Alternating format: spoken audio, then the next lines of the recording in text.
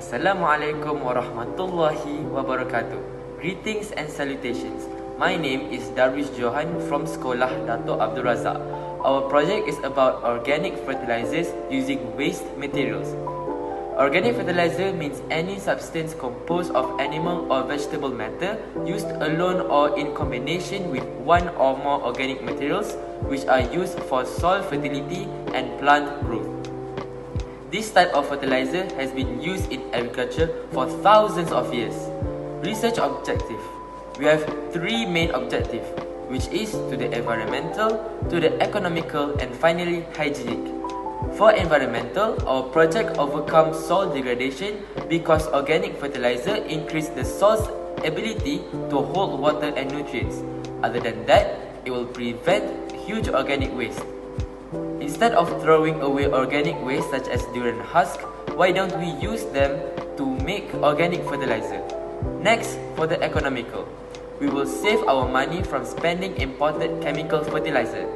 Next, increase income due to recycling waste materials. For example, we can collect sugarcane waste to make organic fertilizer. Lastly, for hygienic, our project will reduce diseases due to effects of chemicals from the fertilizer that farmers usually use. Organic fertilizer will make the soil free from chemicals. So, if we use organic fertilizer to grow our plants, the plants we grow will free from chemicals and will prevent us from getting any diseases. Project novelty. In our project, we'll be using durian husk, eggshells, banana peels, soybean meals, and lastly, sugarcane waste. We mix that up and turn it into organic fertilizer. Hi, I'm Farhan Adris.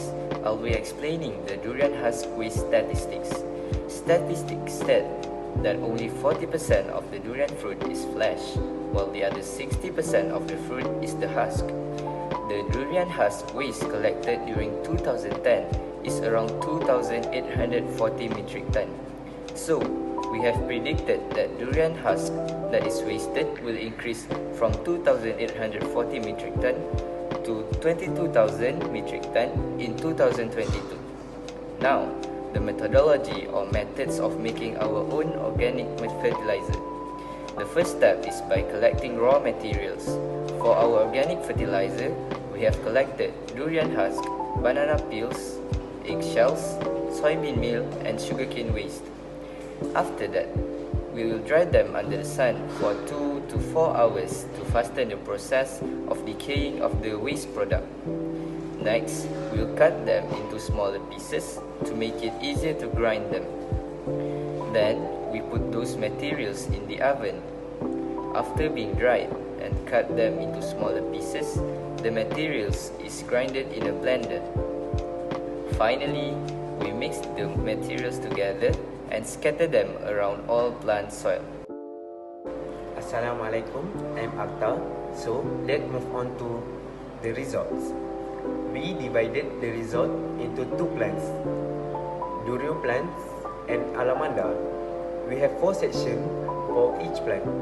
Control plant, test 1, test 2, and test 3. The control plant is the plant where we do not add fertilizer, and the test plants which we add our own organic fertilizer. We have decided to record the result of our plan for 2 consecutive weeks. I will start with the Durio plants. In the first weeks, the pH value of soils for control Durio is 5.9. Test Durio 1 is 6. Test Durio 2 is 6. And finally, test Durio 3 is 6.1.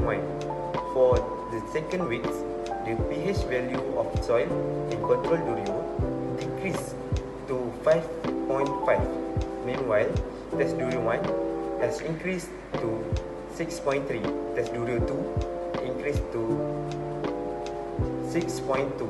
And test Durio 3 increased to 6.3. Number of leaf of control Durio in the first weeks is 10 and increased only to 11 in the second weeks. For test Durio 1, it increased from 26 of leaf to 30. Test Durio 2, number of leaf increased from 40 to 43. Test Durio 3 increased from 39 to 43. Finally, we have recorded the growth of plants by recording the heights of the plants in the first weeks. The height of control Durio is 63 cm and it stay after a week. For test Durio 1, it increased from 65 cm to 68 cm. Durio 2 also increased from 72 cm to 75 cm. For test Durio 3, it increased from 69 cm to 74 cm. Next, the alamanda plants. In the first weeks, the pH value of soil for control alamanda is 5.9. Test alamanda 1 is 5.5. Test alamanda 2 is 6.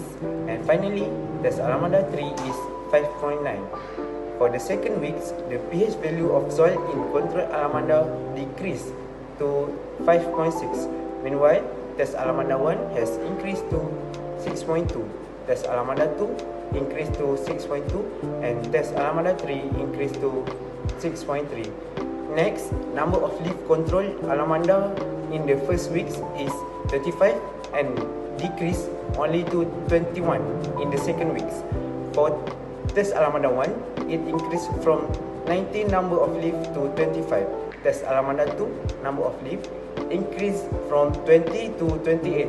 Lastly, test alamanda 3 increased from 24 to 30. Finally, we have recorded the growth of plants by recording the heights of the plant. In the first weeks, the height of control alamanda is 30 cm and it increased only to 32 cm. For test alamanda 1, it increased from 29 cm to 33 cm. Alamanda 2 also increased from 40 cm to 47 cm. For test alamanda 3, it increased from 32 cm to 37 cm. So, every materials that we use in the organic fertilizer have their own functions. First of all, let me explain to you about NPK, which is the primary nutrients in fertilizers, named nitrogen, phosphorus, and potassium. Nitrogen functions for lots of leaf growth. Phosphorus is to form new roots and help to fight diseases. Potassium helps plants to produce strong stems. So the first materials is durian husk, which has high amount of potassium, which is nutrient that plants needed. Next, eggshells. Eggshells has mineral named calcium carbonate. It moderates soil acidity while providing nutrients for plants. Banana peels. It contains 42% of potassium, which is the highest organic sources of potassium. Using banana peels in the garden provides nutrients that plants needed and acts as a pest repellent. Soybean waste is rich in nitrogen and is often used as an organic fertilizer.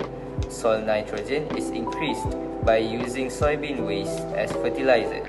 Soybean waste consists of 7% of nitrogen, 2% of phosphorus, and 1% of potassium. Finally, sugarcane waste. It will improve soil water holding capacity. It can also save water cost and chemical fertilizer along with minimizing environmental pollution. Assalamualaikum, my name is Alakif and today I'm going to be explaining to you about the advantages of making your own organic fertilizer. Firstly, organic fertilizer is environmentally friendly. Nowadays, it's a common habit for people who burn the organic materials and contributes to carbon emission. Carbon emission happens when gas is released into the atmosphere as unused organic materials that will decompose and release gaseous compounds such as carbon dioxide and methylene. The major effect of excessive carbon dioxide is the greenhouse effect.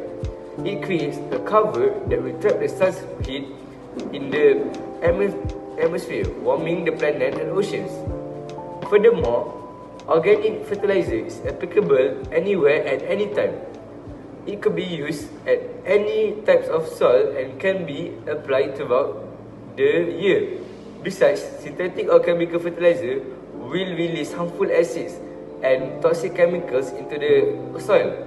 Meanwhile, by using organic fertilizer that are made from biodegradable materials, it does not release any harmful chemicals. Next is future development.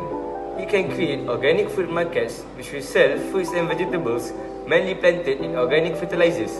Other than that, less organic materials such as eggshells and driven husks is wasted, since we will collect them for the materials in the organic fertilizers. Finally, for our project's conclusion, waste should be managed very well and utilized for its best use, because it will not only benefit to the environment but also to the economy for the well-being of humanity.